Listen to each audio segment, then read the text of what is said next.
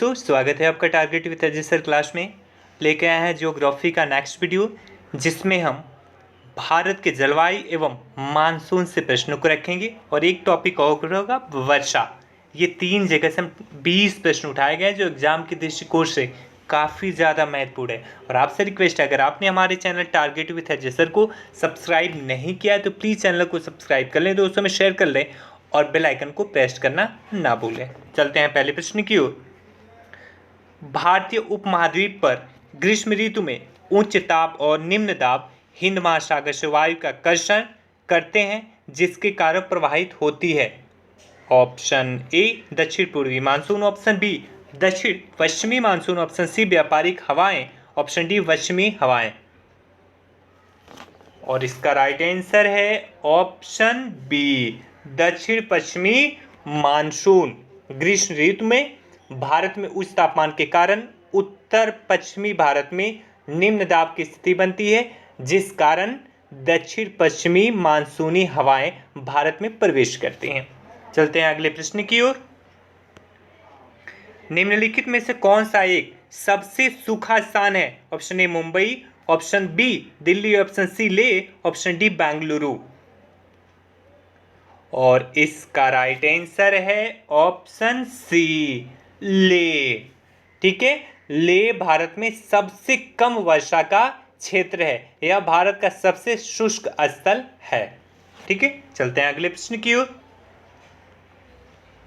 भारत को उष्ण कटिबंधीय और उपोष्ण कटिबंध में विभाजन करने के आधार के रूप में मानी गई जनवरी समताप रेखा है।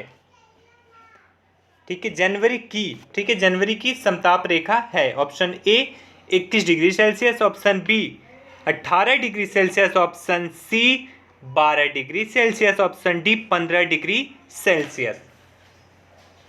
और इसका राइट आंसर है option B 18 degree Celsius. Bharat को उष्ण कटिबंधीय और उपोष्ण कटिबंध में विभाजन करने के आधार के रूप में मानी गई जनवरी की समताप रेखा 18 डिग्री सेल्सियस है। चलते हैं अगले प्रश्न की ओर।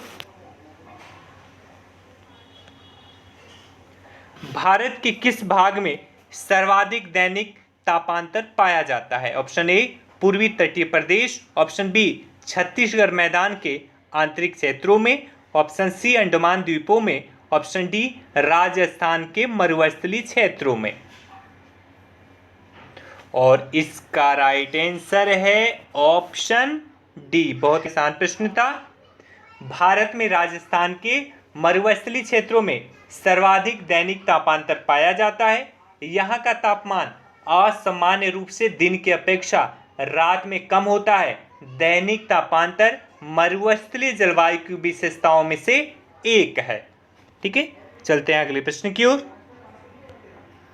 तमिलनाडु में मानसून के सामान्य महीने कौन से हैं? ऑप्शन ए मार्च अप्रैल, ऑप्शन बी जून जुलाई, ऑप्शन सी सितंबर अक्टूबर, ऑप्शन डी नवंबर दिसंबर।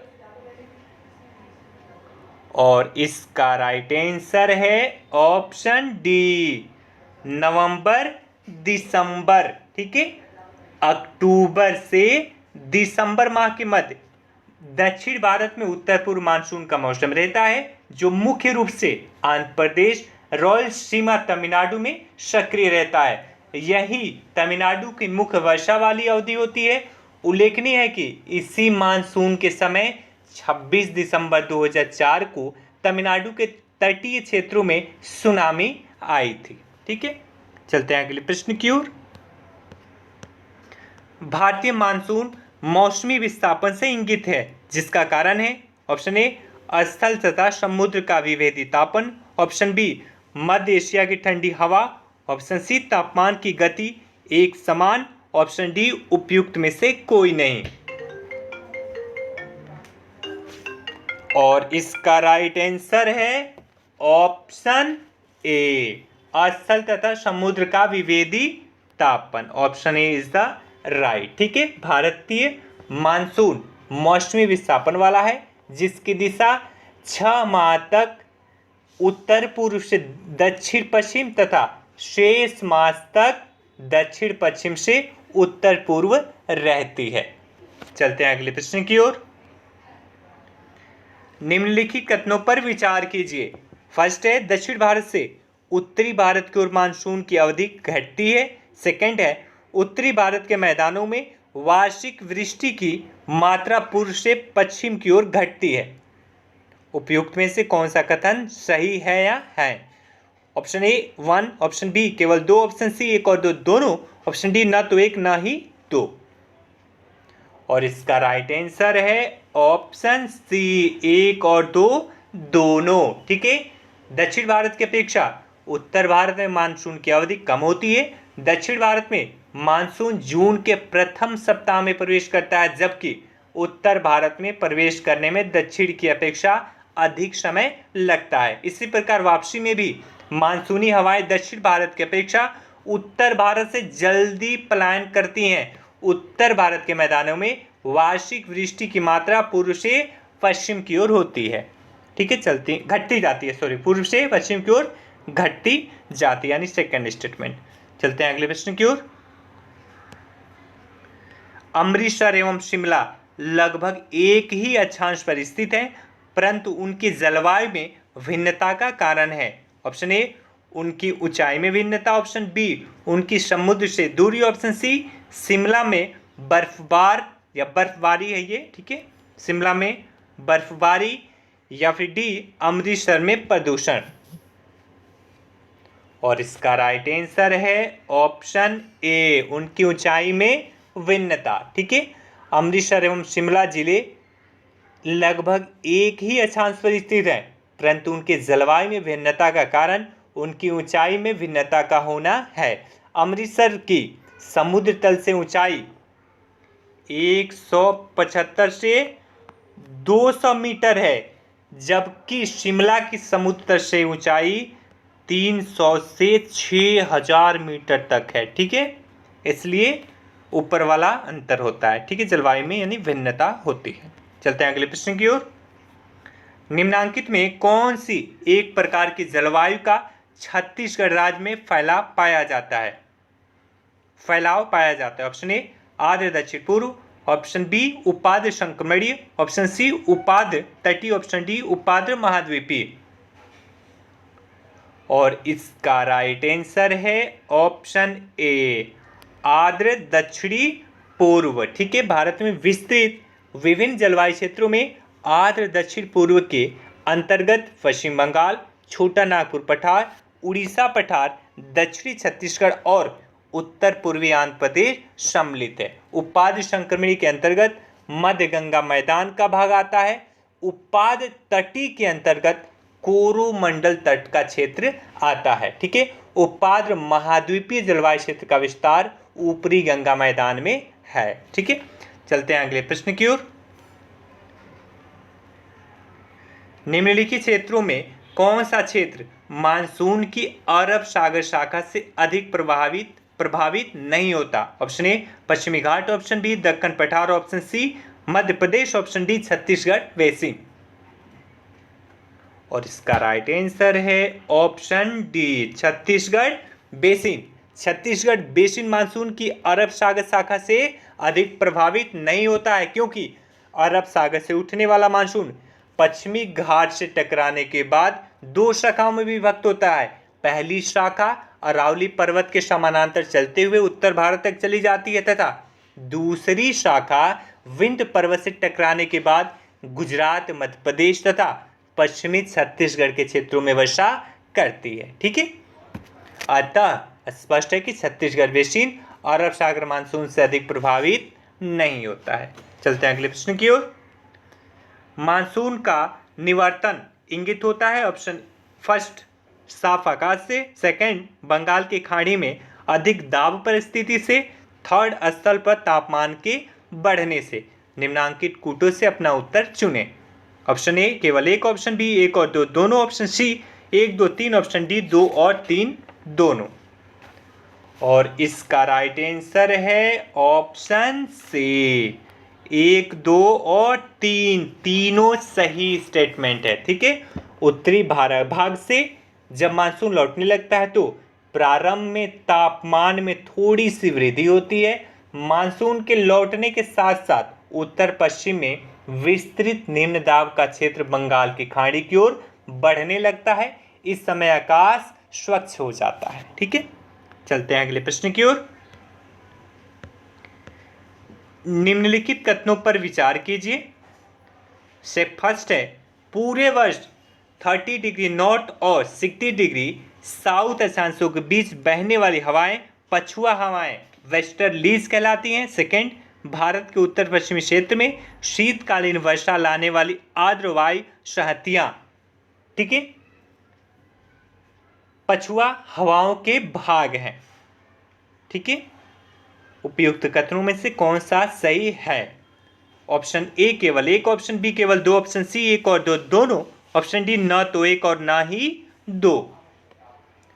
और इसका राइट आंसर है ऑप्शन बी, केवल दूसरा सही है। ठीक है, केवल दूसरा सही है। भारत के उत्तर पश्चिमी क्षेत्र में शीतकालीन वर्षा लाने वाली आर्द्र वायु शहतियां मॉइस्ट एयर मॉसेज पछुआ हवाओं के भाग हैं। चलते हैं अगले प्रश्न की ओर। Intertropical convergence zone ITCZ एक निम्न वायुदाब पेटी स्थित है। ऑप्शन ए, व्यापारिक एवं पछुआ हवाओं की पेटी के मध्य, ऑप्शन बी, पछुआ एवं ध्रुवीय हवाओं की पेटी के मध्य, ऑप्शन सी, ध्रुवों के समीपवर्ती क्षेत्र में, ऑप्शन डी, भूमध्य रेखा पर।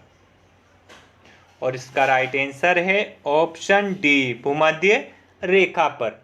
Inter tropical convergence zone ITCZ या अंतः उष्णकटिबंधीय अभिसरण क्षेत्र विषुवतीय अक्षांशों में विस्तृत गर्त एवं निम्न दाब का क्षेत्र होता है।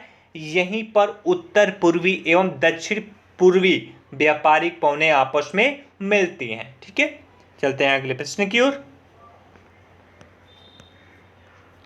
राजस्थान में मई जून में उत्पन्न होने वाली धूल भरी आंधियों के लिए उत्तरदायी है। फर्स्ट, कुछ स्थानों पर संवहनीय धाराओं की उत्पत्ति। सेकेंड, अरावली पहाड़ियां दक्षिण पश्चिम हवाओं के समानांतर हैं। थर्ड, अति तीव्रगामी पूर्वी हवाओं की उत्पत्ति। और इसका राइट आंसर है ऑप्शन डी, केवल एक है।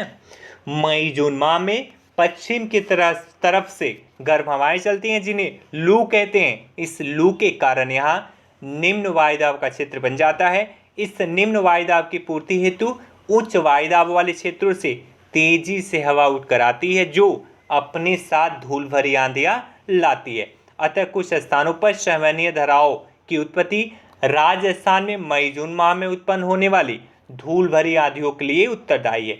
अरावली पर्वत श्रेणियां मानसूनी हवाओं के चलने की दिशा के अनुरूप होने के कारण मार्ग में बाधक नहीं बन पाती हैं, अतः मानसून पवन सीधी निकल जाती है। चलते हैं अगले प्रश्न की ओर। भारत की सर्वाधिक वर्षा मुख्यतः प्राप्त होती है। ऑप्शन ए, उत्तर पूर्वी मानसून से, ऑप्शन बी, वापस होती मानसून से, ऑप्शन सी, दक्षिण पश्चिमी मानसून से, ऑप्शन डी, संवहनीय वर्षा से। बहुत ही आसान प्रश्न है और इसका राइट आंसर है ऑप्शन सी, दक्षिण पश्चिम मानसून से। मौसम विभाग द्वारा प्रस्तुत वर्ष 2019 के आंकड़ों के अनुसार दक्षिण पश्चिम मानसून से भारत की कुल वर्षा का अधिकांश हिस्सा प्राप्त होता है। भारत में वास्तविक औसत वर्षण 1127 मिलीमीटर होता है। भारत में दक्षिण पश्चिम से 845 मिमी यानी कि मिली mm वर्षा होती है जो दीर्घकालिक औसत वर्षण का 95% है। चलते हैं अगले प्रश्न की ओर। उत्तर पूर्वी मानसून से सबसे अधिक वर्षा प्राप्त करने वाला राज्य है। Option A Assam, option B Paschim Bengal, option C Tamil Nadu, option D Orissa. बहुत ही आसान प्रश्न है। इसका राइट आंसर है ऑप्शन सी तमिलनाडु। ठीक है, ऑप्शन सी। भारत में सितंबर महीने से मानसून का लौटना शुरू हो जाता है।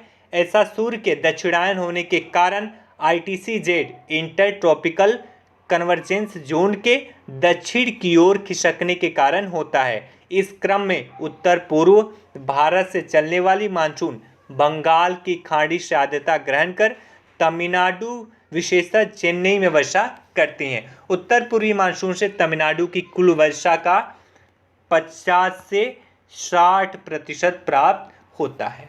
चलते हैं अगले प्रश्न की ओर।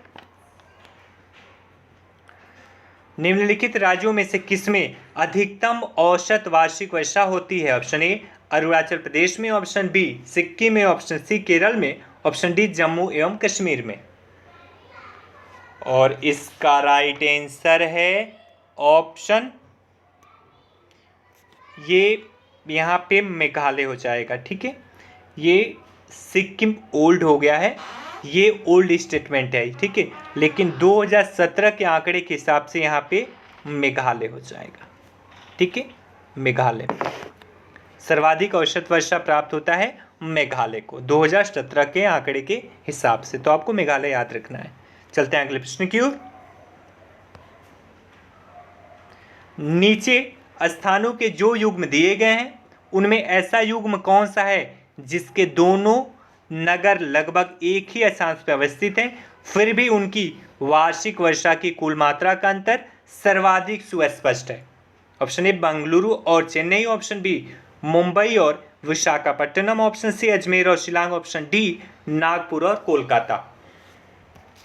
और इसका राइट आंसर है ऑप्शन सी अजमेर और शिलांग। ठीक है, अजमेर और शिलांग एक ही अक्षांश पे स्थित हैं, 26 डिग्री 27 नॉर्थ।